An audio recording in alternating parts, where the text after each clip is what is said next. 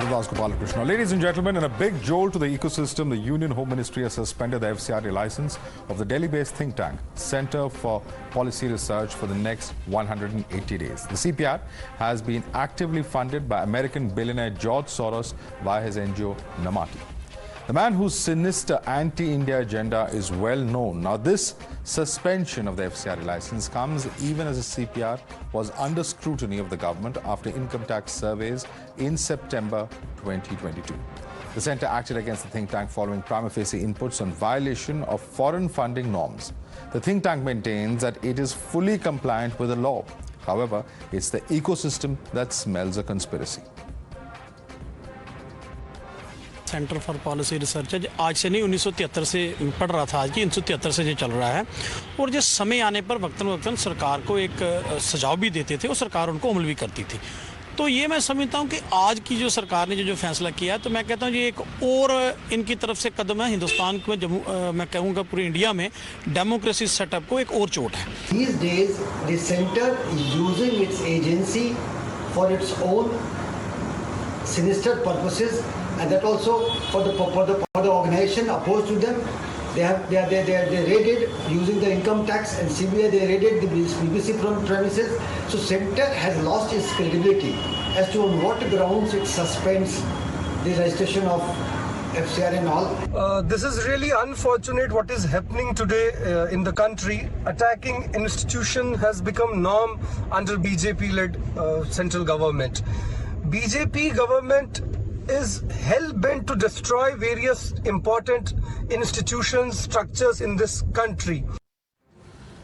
George Soros is a founding member of the NGO Namati, and Namati funds a Center for Policy Research, which is in turn headed by Yamini Iyer, the daughter of Congress leader Manishankar Iyer. Now, the open source agency had earlier listed how the billionaire had pledged $1 billion to bring down what he calls India's authoritarian regime. In 2020, I beg your pardon, while addressing the World Economic Forum in Davos, Soros said that Modi is creating a Hindu nationalist state. In February this year, Soros once again has targeted the Prime Minister and said that his government will be weakened by the woes of business tycoon Gautam Adani. Listen in. It's a democracy, but its leader, Narendra Modi, is no Democrat. Inciting violence against Muslims was an important factor in his meteoric rise. India is a member of the Quad, which also includes Australia, the US, and Japan. But it buys a lot of Russian oil at a steep discount. Modi and business tycoon Adani are close allies. Modi is silent on the subject, but he will have to answer questions from foreign investors and in Parliament. This will significantly weaken Modi's stranglehold on India's federal government and open the door to push for much-needed institutional reforms. The BJP, however, has hit back, saying that anti-India forces will be punished. Listen in. No one is above the law of the country. If you violate the law with impunity, there will be certain legal consequences that would follow. And you should not cry foul when you don't shy away from undertaking illegal activities to weaken our country. And action is taken and you cry foul. That is absolutely unacceptable. And legal action against such forces is imperative and will continue. That brings me to the legitimate question that we're asking this evening. Is a crackdown on CPR, does that equal a massive jolt to anti-India quote-unquote forces? You're watching the News Hour at 9. Debate number 1 on Times Now. Super Prime Time. pass this across to our guest. Joining us with us is Ishkaran Bhandari, advocate. Karan Verma, author, is with us. Rahul Ishwar, activist, joins us on the broadcast. But let me first and foremost go across to Kamru Zaman Chaudhary, who's the leader of the Congress Party. And Kamru Zaman Chaudhary, simple question. We all know what George Soros has said and what his public position is vis-a-vis the Modi regime. Now, if the government prima facie says that there is a prima facie violation of FCRA norms, is that something that we should be doubting at the very outset? And is there reason to doubt it, in your view? No, Madhav, let me first tell you, opposing Narendra Modi and his policies is not tantamount to opposing India. First rule of the debate tonight, it should be this. Because I, as a principled opposition party's member, I will always continue to oppose Modi's policies which are detrimental to the growth and the unity of India as a whole. Now, coming back to your important point out here, you must understand that this FCRA rule was framed during Congress regime by Indira Gandhi. It was remodified during Manmohan Singh's regime in 2010 or 11. So what was the basic purpose of this? You know, the first instance where FCRA has in fact protected India from the foreign hand that we always used to say was the nuclear plant in Tamil Nadu, wherein our ex-Prime Minister Manmohan ji even said. So, Mr. Chaudhary, this is very interesting, because if there was a foreign hand active in 2012, who's to say that there is no foreign hand or no foreign vested interest active today? You have actually put forth an argument that I expected Ishkaran or Karan Verma to raise today. Now, Madhav, there's nothing to be laughing about it, because I'm not laughing. I'm just saying that it is interesting that you mentioned that there was a foreign hand in 2012 with a certain vested interest, and granted, that's a matter of public record. So I am just saying that if that is the yardstick that was used by the then regime to justify the FCRA crackdown or bring in norms or try and restrict violations, etc., which are inimical to the national interest, and the government then had every right to do so.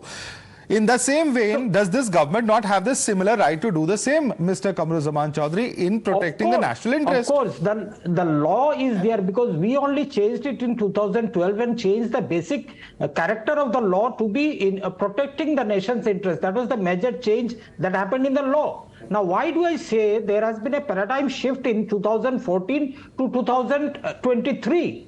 What happened between this period?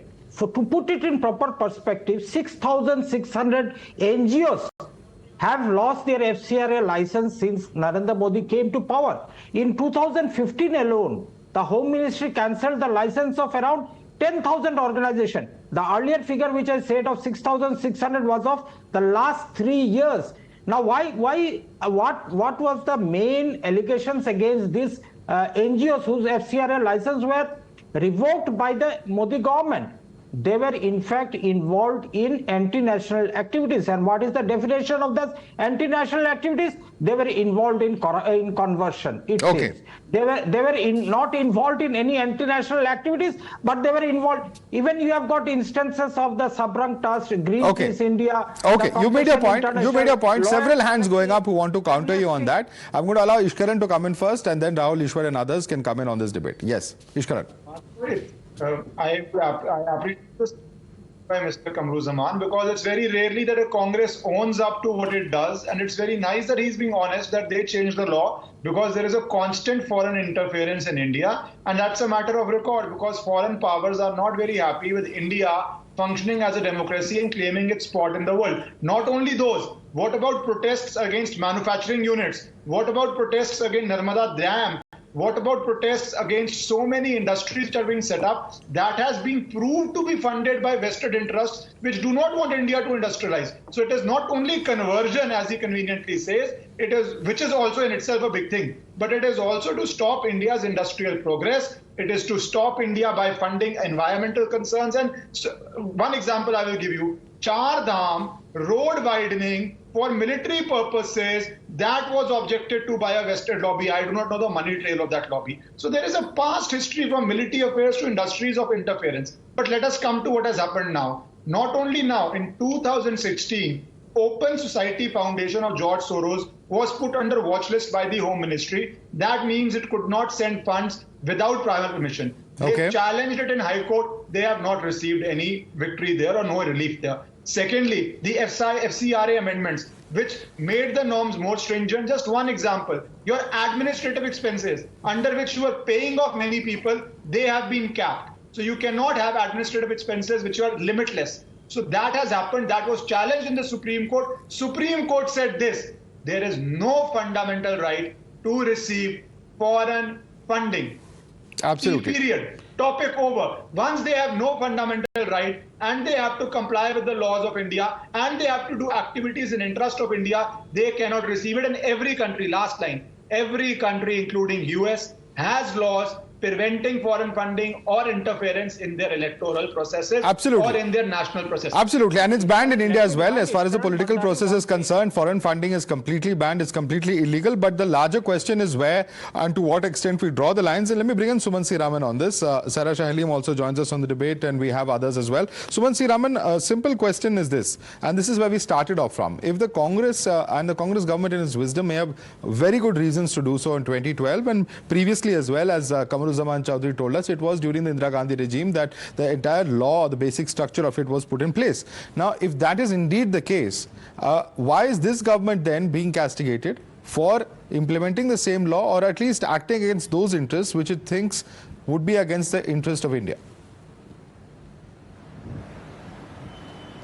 Yeah, Madhav, before I come to this particular thing, since we mentioned foreign funding, I must tell the viewers a little story about how foreign funding is okay if you are a political party, and how parties, including both the Congress and the BJP, accepted foreign funds. They were caught, and once the matter went to court, when the court actually censured them, they went to Parliament and passed a law authorizing the receipt of foreign funds with retrospective effect for 20 years. Are you aware of it, Madhav? Both Congress and BJP joined together and did that.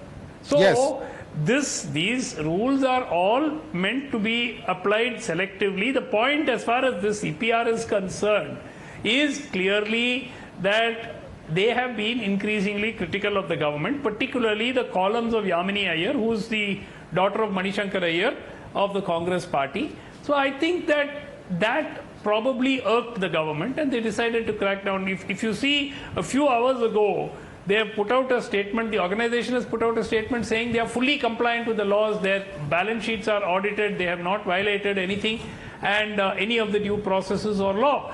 So I don't know where this is heading, because they have very clearly said that they are not guilty. That's the sum total of their statement. Right. But clearly, it's another worrying sign where because of their particularly over the last 2-3 years. In fact, some of her columns on the farm law.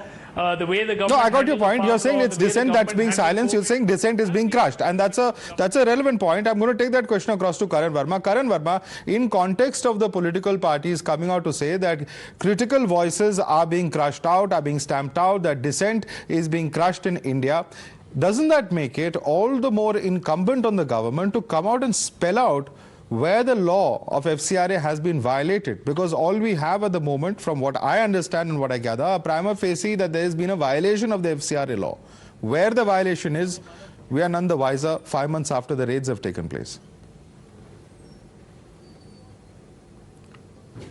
You know, they say dissent is being crushed, and they forget, according to them, dissent was not being crushed, Madhav. In 2012, when the Congress party, the then Congress party, banned the FCRA license of 4,132 NGOs in 1 year, that time, no dissent was being crushed. It was a paragon of democracy back then. So this is their hypocrisy. Their hypocrisy is out in the open when they say democracy is being crushed and we have a fascist state.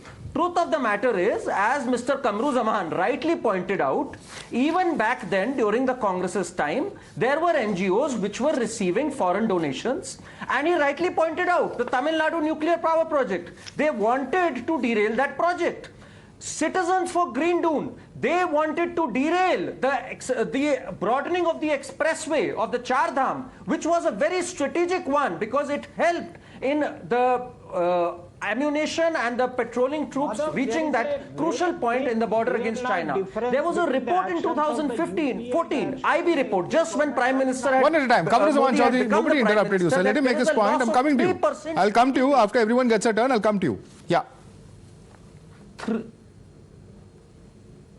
There was a loss of 3% GDP due to these NGOs stalling development projects. Madhav, the fact is, these foreign funded NGOs are the invisible enemy if they have an anti-India narrative at its core. We can't turn a blind eye to that. George Soros has made no bones about it, that he is anti-India in the sense he wants to topple governments. We saw what he did in the Arab Spring. We can't be sitting ducks to this sort of nefarious design.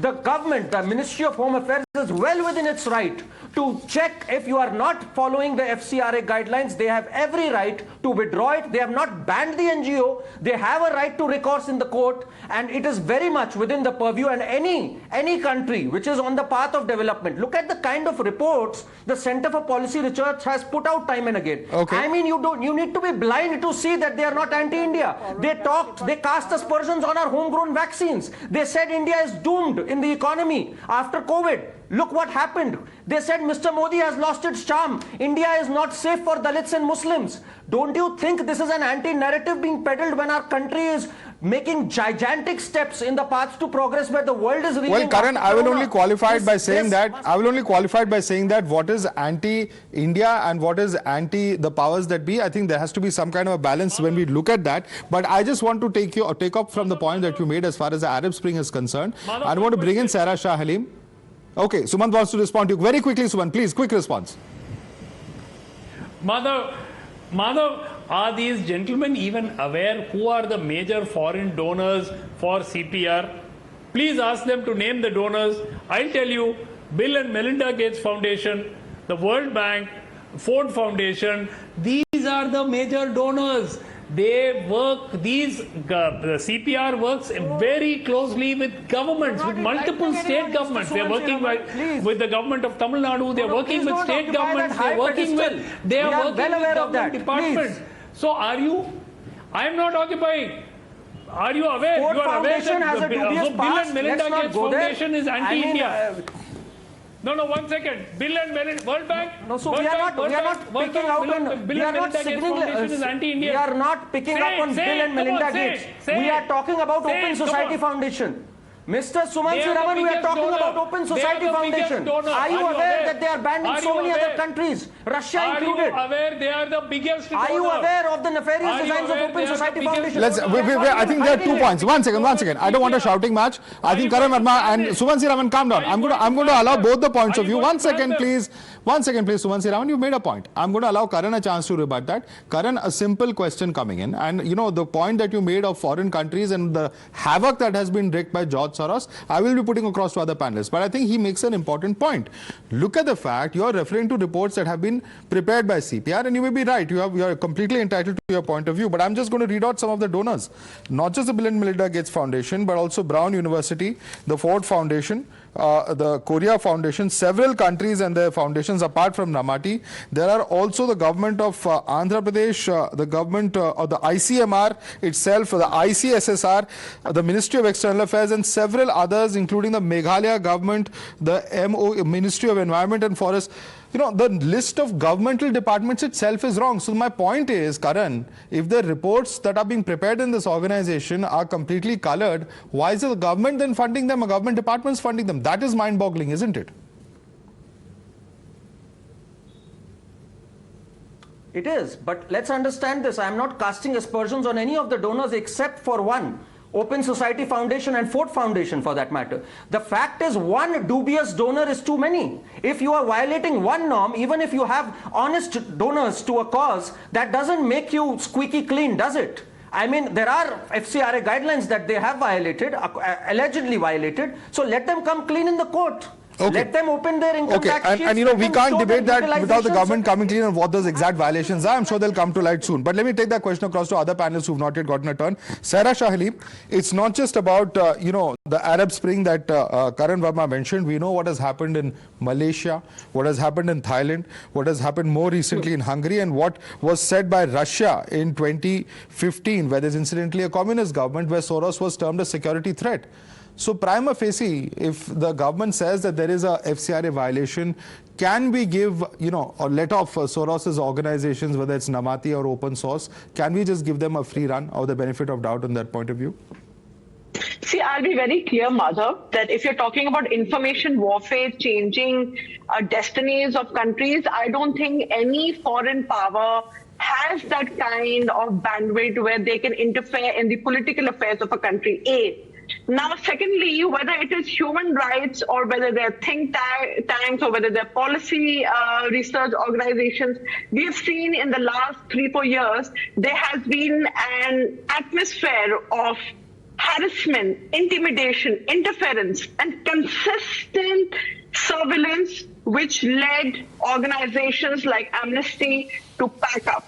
Now tell me that, is this going to be the narrative? Is this going to be a pattern where we see that organizations that do research work, that are centers for policies, that are centers for human rights, they start closing shop because the government is so intimidated by them?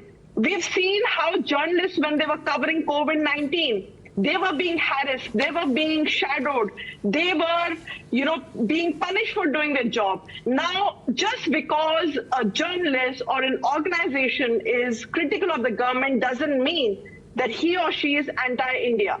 Because you talking about George Soros, I would say that he is a philanthropist, he's a political activist who keeps an interest in geopolitics, not only in India, but across the world. So I think his meddling with the Arab Spring is a little far-fetched because every country defines their own political narrative. And no foreign power, be it US, be it UK, be it Turkey, be it any other country, can define what a country's political stand or future should be. So I'm making it very clear. Because here we are seeing that we are seeing a complete throttling of democracy. Organizations are being harassed. They are being made to shut shop. So where are we heading? Are we going to keep running a narrative? Sarah Shahlim, your points you can put across, but I just want to quickly read out. You said that there cannot be any influence. I just want to read out what the then Prime Minister of Hungary said in 2018 when the Soros Foundation decided to leave Hungary amidst a government crackdown. The Prime Minister said they don't want the public to know exactly what they are engaged in. In 2015, Russia also banned Soros Foundation, terming it a security threat. In September 1997, Malaysian Prime Minister Mahathir Mohamad charged that Soros aimed to stop the fast-growing region in its tracks as a Malaysian country which saw a massive drop in growth.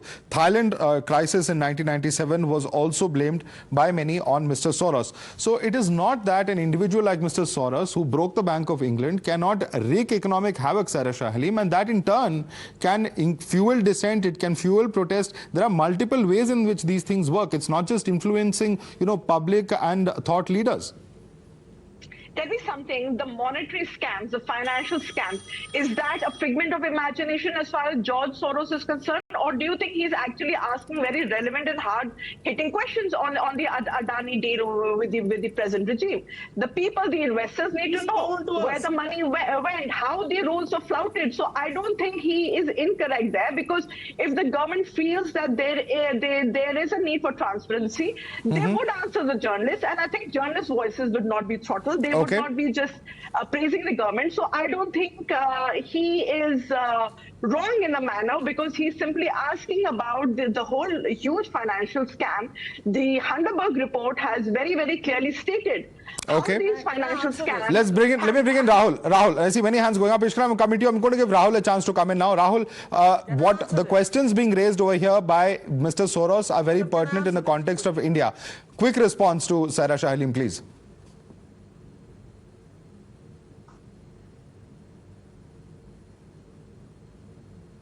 Rahul Ishwar.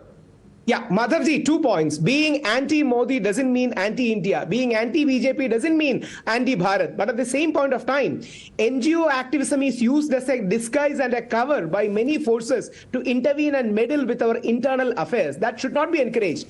We had a very soft-spoken scholar PM, Manmohan Singh ji, who went to the strong extent of saying US NGOs are behind Kudankulam and they don't appreciate our energy needs. So even a Prime Minister as scholarly as and soft-spoken as PM Manmohan Singh ji has spoken about it. So let us not fool ourselves. There are some international powers, out of their own vested interest and nefarious interest who want to meddle with our affairs. And we should be guarded against it. And all the rules are already there. So they should be compliant towards this. And nobody should cry foul saying that they are being persecuted. Every nation will follow their own laws. Nobody is asking, a law like 2018 stop Soros law in Hungary. At the same point of time, due diligence should be there. Transparency should be there. And why these NGOs are working? What are their areas? Are they used for political activism? These are things that everyone should know. In the guise of policy research, if they are carrying out political activism, that needs to be called out. So transparency of the laws, compliance with the laws, these things are important. Why are they reluctant to comply? And if they are coming clean, they can come clean in the court too. So there is no point of crying any kind of a persecution. Rather, they should be complying with these laws, and we should, beyond left or right, be guarded against foreign powers intervening and interfering with our own internal affairs. Because at the end of the day, we are Indians, and some foreigners should not be allowed to intervene in our process. All right, Kamruzaman Chaudhary, I'm going to give you a chance to rebut that. Rahul Bhai has rightly pointed out that they should not be interfering in the country's internal affairs. No doubt about it, Rahul Bhai. But the point and the context with which the India government is acting, they have attacked the think tanks of the country already. We have got instances wherein people who were opposed to the Modi's or the RSS's think tank have been either jailed or booked, or income tax raids have happened on them and their organizations. But this is a perception that has been building around the world that Modi government is in fact trying to throttle those voices which are trying to imbibe a free speech environment within India and its educational institution. Now, a small example, 6,600 NGOs have been banned over the last 3 years by Modi government. And do you know, you will be astounded by the figure, the 69%, almost 70% of them, of these NGOs, were involved with educational institutions in India. Modi government and his RSS think tank are directly attacking the educational institution, the thought process of India, where reasoning is very paramount. That is where they are going to attack. Education and thought process is being impacted, Ishkaran Bhandari, and therefore this is a political targeting. Once again, we come back to the same point, that dissent is being cracked down upon. Foreign powers cannot shape the narrative in any democracy. That is either willful ignorance of fact or complete lack of knowledge. Let us deal with US now first, right? US Homeland Security Act defines actions by foreign government or actors designed to sow discord, manipulate public discourse, discredit the electoral system, bias the development of policy, or disrupt the markets for purpose of undermining the interest of the United States are called foreign interference. US knows what is foreign interference, which is probably the strongest country in the world right now, and interference by sowing discord in public discourse. So let us first be clear on facts that it can happen. Now, is it happening? We call it Ishkaran Bhai, and we call ourselves the mother of democracy. We call ourselves the mother of democracy. We should have been leading. Let him make his point. Kamruzaman Chaudhary, you got your turn to speak, sir. You got your turn to speak. Let others come in. Let's have a civilized debate, please. Let's have a civilized debate. We have a good 10 minutes left. Ishkaran. Yes. Madhav, I had to say that because absolute incredulous arguments will be made that public discourse cannot be hampered or tampered from foreign forces in India.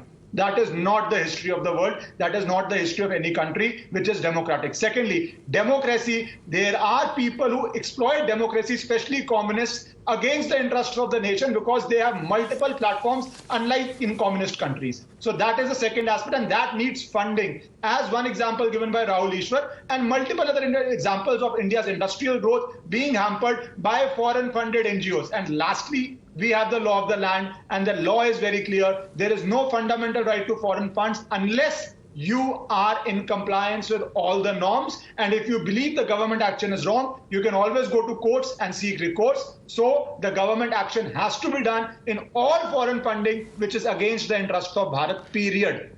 All right. I want Suman Raman to comment to that. Suman Raman, a very important point being made there by Ishkaran. He says that everyone has to follow the law. One has to follow whatever tax laws are there. Similarly, FCRA laws are there for a reason. And therefore, it's not an automatic right or a fundamental right to get foreign funding. So if there is some kind of violation on part or high-handedness on part of the government, there is the recourse to the law. Madhav, I think that there is a complete lack of understanding of what the CPR actually does.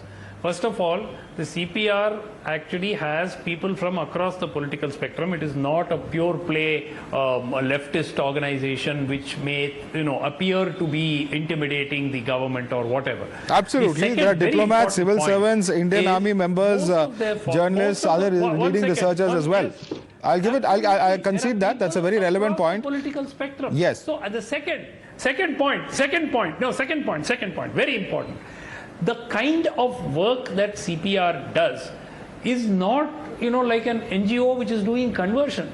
They are hired or they are engaged by government agencies to carry out studies in areas of sanitation, in areas of housing, in areas of healthcare, and in various other aspects. They have on board economists, they have on board social scientists.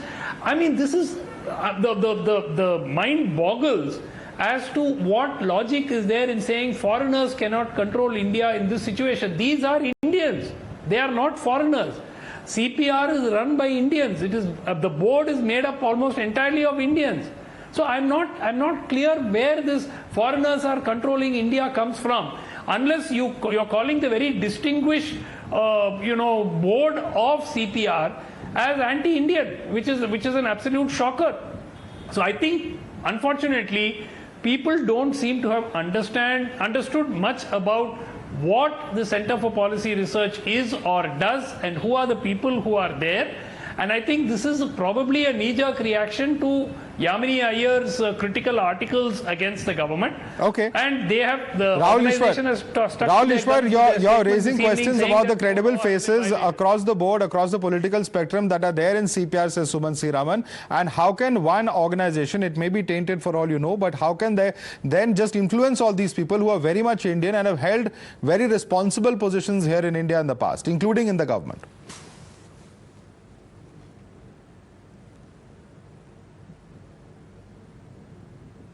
Rahul Ishwar, question for you.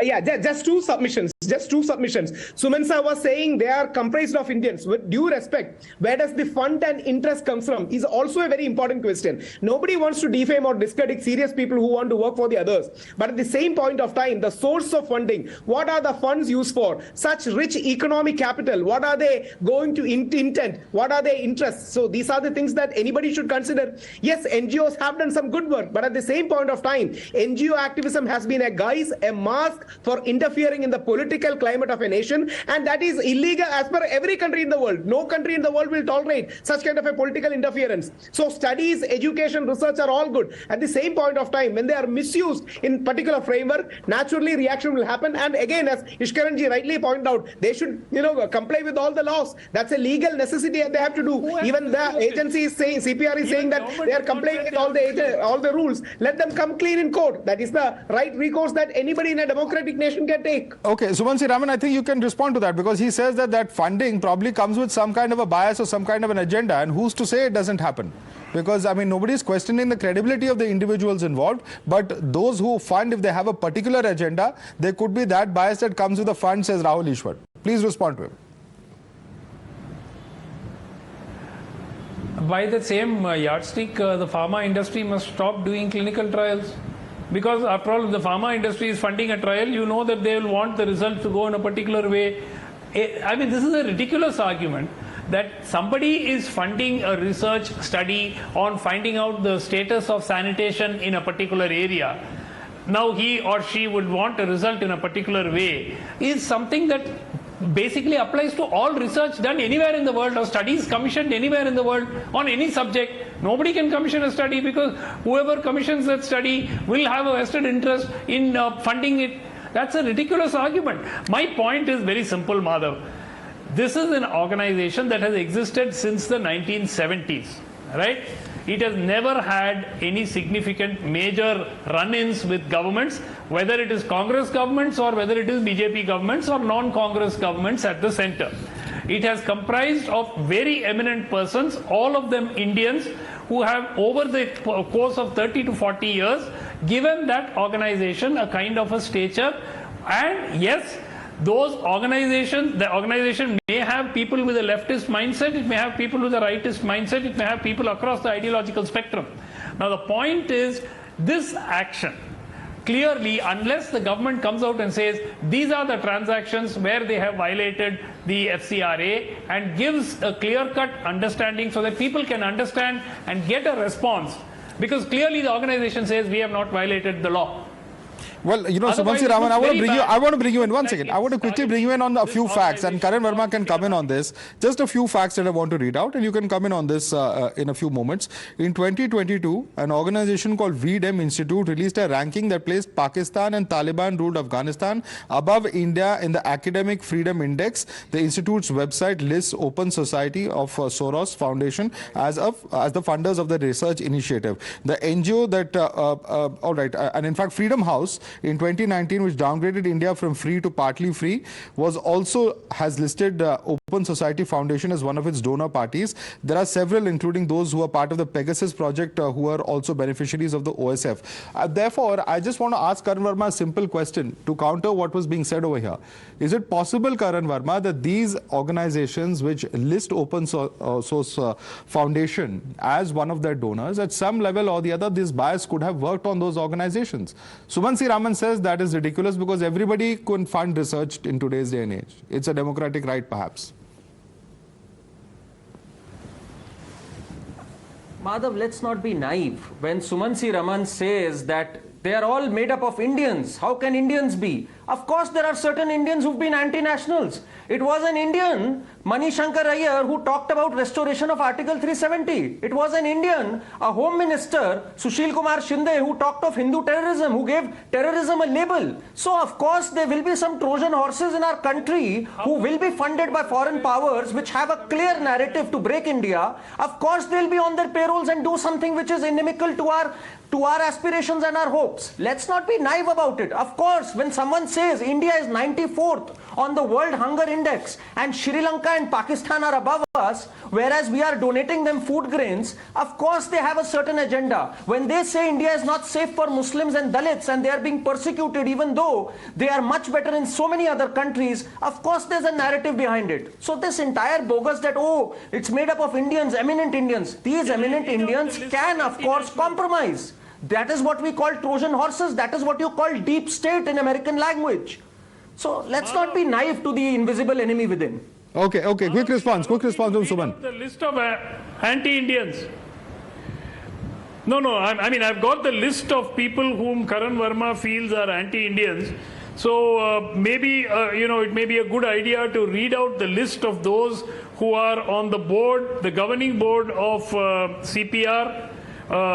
Apart from Yamini Iyer, Subodh Bhargava, former chairman of Tata Communications, Shyam Saran, former foreign secretary, Rama Bijapurkar, very well-known management consultant, Vinita Bali, of course, a very, very well-known, she was a former CEO. Now, all of them, Shyam Diwan, senior advocate, Supreme Court of India, all of them are being called anti-national by these gentlemen. So, I mean, okay. All right. Let's not get into the specifics. Of course, we don't know what the case exactly has. We don't know what exactly is the exact nature of the charges. All Indians are nationals. Okay, let's leave it there. Of course, very sharp divisions, and one can understand so. CPR, of course, is a very, very prominent think tank. There's no two ways about it. Several prominent Indians who've been part of it. Several of those who hold responsible positions and have held responsible positions even in government have been part of the CPR. There's no two ways about why this is an extremely controversial move. Of course, if the government throws light on what exactly is the nature of those violations, perhaps we'll have a better understanding as to how correct or how justified this particular action was. We'll have to leave it there for the moment, gentlemen.